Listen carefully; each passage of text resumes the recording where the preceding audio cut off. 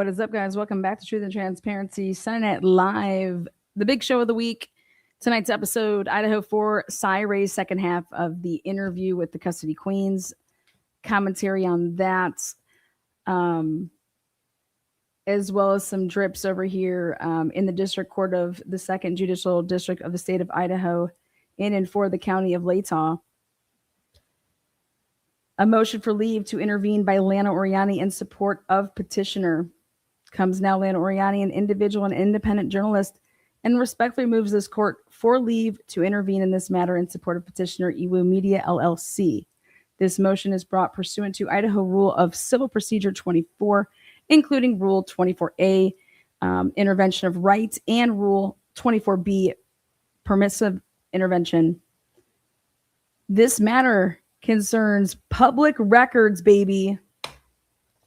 And you bet your bottom dollar I am filing an affidavit and I'm filing a motion, a memorandum in support of my motion. And let me just tell you that we have 6 disgusting exhibits that just pow. The city's arguments that they made on 7/10/2026. So, are you really going over this again? Says Jay Becker. I don't know what that means. But thank you for being here. Okay. So the reason this is up on the screen, you can go check it out. After the custody queens did their interview with SyRay, as you can see, take a look at the outfits that are being worn. Take a look at where they're sitting. Right here, the interviewers, they then were interviewed. Okay. And I'm just going to play a couple little clips of this. So again, is that a pattern of life? Well, and you still can't put him at the house. If you can't put him at the house, mainly just 2. Even on that night, you still can't put him on the house. No, so even and if you he's can't never done this before and he's doing it this night only, you still can't put him at the house. So how do you think he did it? And it's not just that night. Yeah, the white car. There's the white car. There's a leak from the white car that's not identifiable to me anyway. I don't even think to anybody else. There's no license plate. It's a white car to, driving by the house, and it leads to him going in the house and doing all this. I don't know. I think I was listening to a bit of Lana's breakdown of it this morning that was still going when it's a long one. But were there undercover cops that admitted that the white car that was going around was theirs? Okay. So right here, I'm going to help out Ron because he's absolutely right. He heard that 1000% correct. And I want to show, here it is. I went ahead and make sure I want to pull up the right one here. Okay. Now, my opinion on the investigation from a standpoint of when a defense attorney takes this case on, okay, and she has her investigators, she has her criminal researchers, and they begin to say, okay, let's start from the beginning with this case that we're being entrusted with someone's life.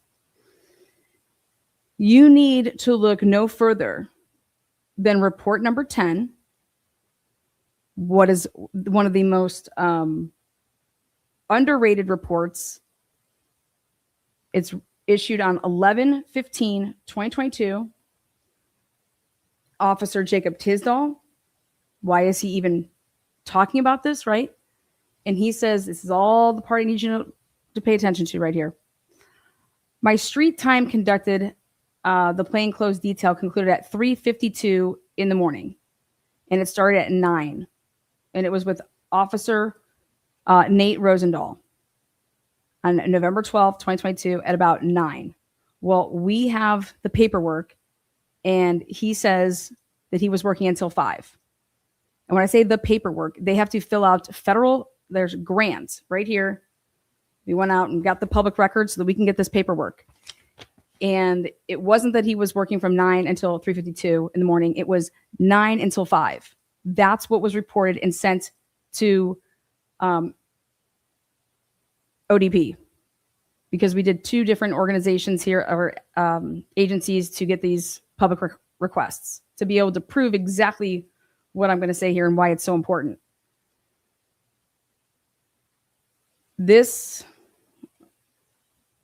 During this detail, Officer Rosendahl and I made several patrols through the area of King Street and Queen Road.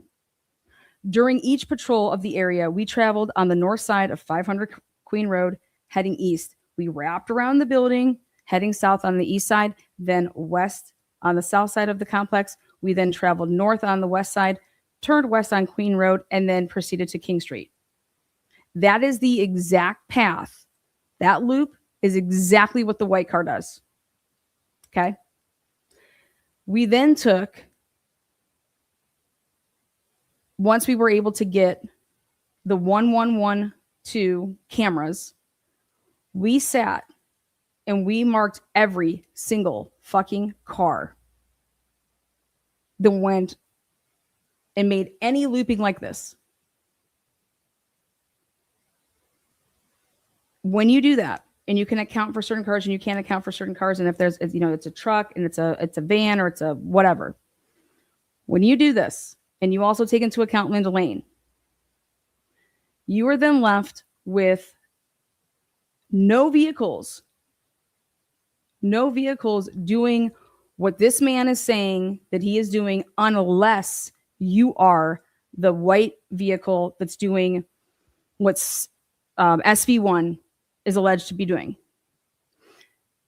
When I say that on 11/15/2022, that the undercover cops wrote a report, and it was Jacob Tisdall's report.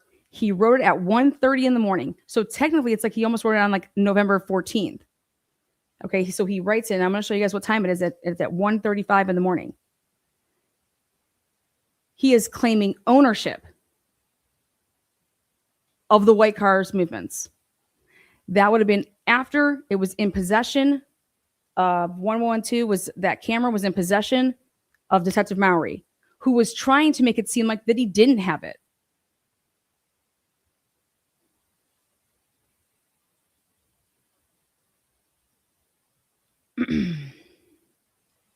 Each time we patrolled this area, I drove the same route.